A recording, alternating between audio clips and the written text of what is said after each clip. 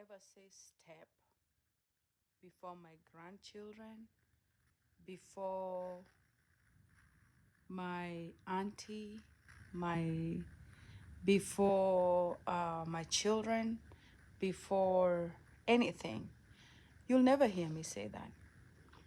I was raised very different, honestly. My dad came to Kenya in 1970, I think 74, but they got married with my mom in 76, you know. And when he met my mom, we were they were from two different cultures. One didn't understand English properly, the other one did not understand German properly, so they spoke broken English. So there was no perfection between the two of them. One was from the village, one was from the city. One was white, one was black. When I met my dad, I think I was about 8 years old. And I was living with my grandma because my mom had gone to look for a job and she wasn't able to. She was a single mom. And seeing my dad for the first time ah, was different.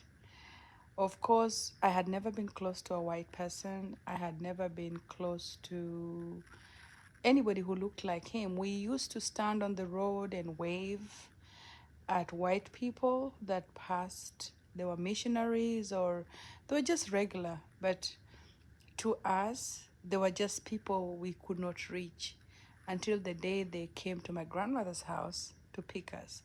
My dad came with three of his friends and three of my mom's friends. They were, I think, husband and wife.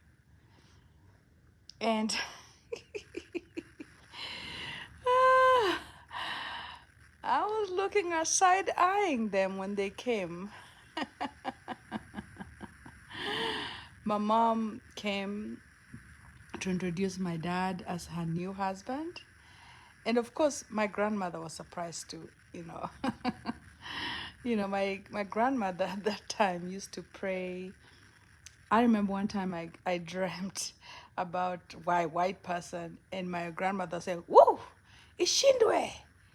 Oh, Kajin. That means she told me that don't dream about no white people. They're devils.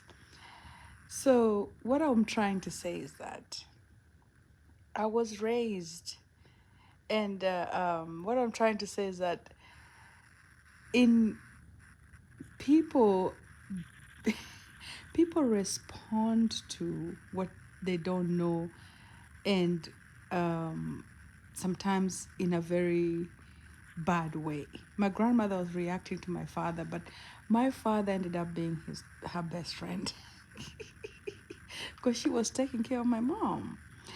Anyways, we moved from the village, and my dad, from the day he met me, he hugged us, he loved us. He would call me his daughter, never called me stepchild, never called me anything. My grandmother in Germany was known as my grandmother, and we just became a family. And I don't know when I stopped looking at my dad as a white man. I think as soon as we met, I just saw him as daddy, and he just saw me as daughter. He, we never saw him differently. Even when we were like in places, people would ask us, "Is that your dad?" And I'd be like, "Oh yeah." We used to go like to members clubs like Eldoret Club, Eldoret Sports Club, and he'd sit there at the bar, and we were playing outside, and we'd come, and he'd be like, people would be like, "Who's that?" Say, "Oh, that's my daughter." So now let's go back to this. I didn't see color. It was all I saw is love. For me, this white man was love. This white man was hope. This white man took us from poverty. This white man loved my mom. This white man loved me. This white man loved my grandmother. This white man helped a lot of people. So for anyone to come to me and tell me a white man is a bad man before I see for myself, it's very hard, honestly. People's experiences are different. And me having been to America, let you know, I have experienced racism and I have been discriminated upon in certain places. But when I'm discriminated upon, I don't take a whole village and say, or a whole group of people and say they're bad. No, that's not me. I remember when my dad died, this is just when my dad died, someone came and told me, I took the pictures of my dad and I was showing it. I was working at a trucking company and I was showing them their picture. I was like, the picture of my dad, because of course they knew that, I was from Africa. My accent is African. So everybody, so when I took the picture and I was like, I was crying at work and so they were like looking, I'm showing them the picture, they were seeing it on Facebook. And one guy I remember asking me that, but he's white. I was like, I was like, I really didn't see that. The thing is, I never knew my dad was a white man until people told me so. Do you hear that? I didn't know he was white. In America, people tend to describe you first by color. That black girl, they see color before they see anything. And I realized that experience here in America, it's like, why you're black girl, you step, your everything. I don't see color.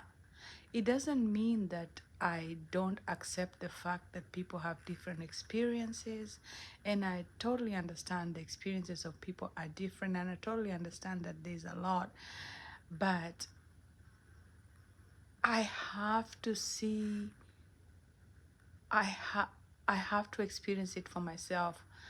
And I've experienced it sometimes, but that doesn't make me group a lot of people in one category. Even in Kenya, remember I'm from Kenya, I'm black, but going through high school, elementary, the fact that my father was a white man, I was reminded of that every time. I was actually discriminated sometimes. That's a white person's kid. That's the father is a white man. Or I remember one time I was going to study with one boy where we were doing exams and we went with a group of people to pick the boy up to go study, and I hear the mother saying, "What are you doing with that white man's child?" In vernacular, unafanya nini na huyu mtoto wa mzungu, huyu mtoto like you hear those words, and so you're put in a category because you're with a white man. In Kenya, I grew up in a place, mostly my teenage years I was in Naivasha, and I was categorized like that. And I remember when my dad lost his job at Pan Africa Vegetable Product, and we had to move from, because when you are an expatriate, you have to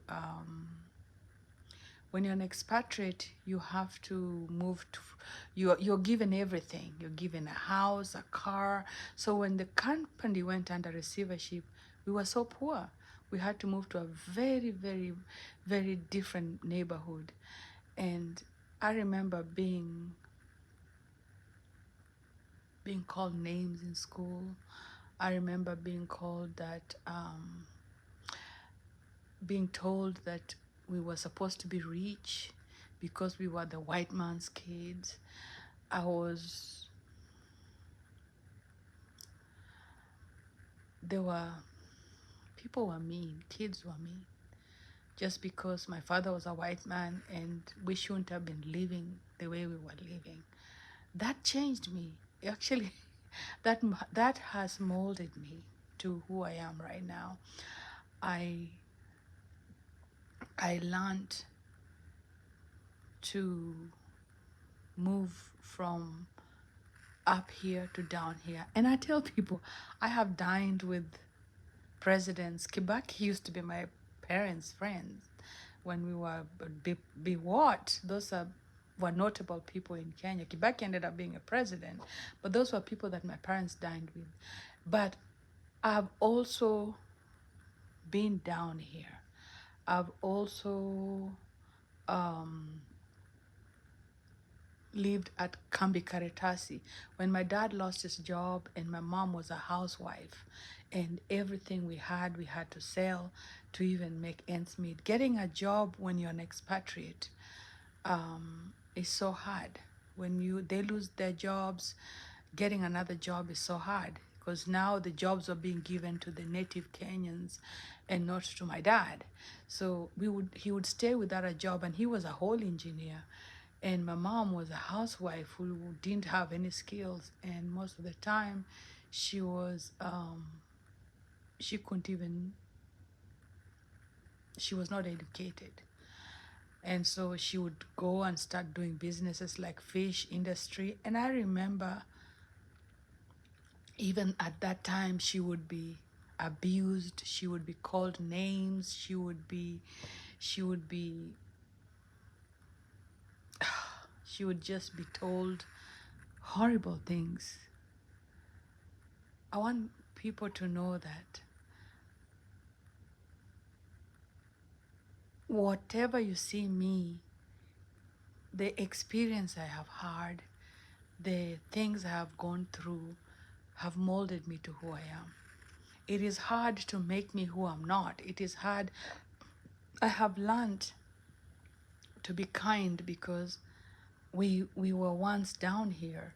We were once living in Kambi Karatasi. We were once living all in one room with my dad, who was an engineer, and my parents. We were once living in people's servants' quarters and moved from a house that had servants, many servants' quarters, to living in somebody's home in their servants' quarter. We had to move from pooping in toilets that you sit on to my dad had to learn to poop in a toilet that was on the ground. So rest in peace, Dad. My dad was a very humble guy despite what he went through. And people, he was we went through hell. That's all I'm trying to say. So let's go back to color. Color is not what I see in people first. I see a human being. I always tell people I'm human being first. I don't discriminate when it comes to color. I don't discriminate when it comes to gender. I don't discriminate anything. It's not me, because my history, and history has taught me that it is not color. It's what's in here. It's the love that you get from people. And I hope that there's one statement that I tell people: I never knew my father was a white man until people told me so. People tell people, they try to put you in a box.